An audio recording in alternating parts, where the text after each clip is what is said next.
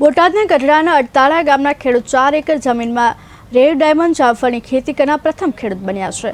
સમગ્ર સૌરાષ્ટ્ર પંથકમાં છેલ્લા ઘણા વર્ષોથી ખેડૂતો દ્વારા કપાસ, મગફળી જેવા પાકો છોડી બાગાયતી ખેતી તરફ વળ્યા છે। સરકાર દ્વારા વિવિધ યોજનાઓ અને સબસિડીનો લાભ પણ મેળવી રહ્યા છે, જેને કારણે ખેડૂતોને ઓછા ખર્ચે મહત્તમ નફાયુક્ત કમાણી થઈ રહી છે। ખેડૂત હોબણભાઈ માવજીભાઈ કળથિયા છેલ્લા 15 વર્ષથી ખેતી સાથે સંકળાયેલા છે।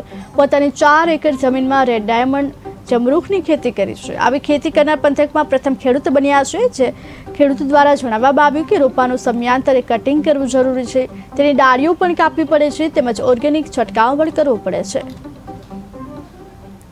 4 એકરની અંદર રેડ ડાયમંડ જમરૂખ કર્યા છે। 4 એકર એટલે 10 વીઘામાં રેડ ડાયમંડ ટીસ્યુ કલ્ચર રોપા લાવી અને સોંપ્યા છે। મારે આમાં અંદાજે 1 વીઘામાં 30,000નો મેં અત્યારે ખર્ચો કરેલો છે। અંદાજે પહેલું વર્ષ છે એટલે વીઘે 50,000 રૂપિયાનો અંદાજ આવશે।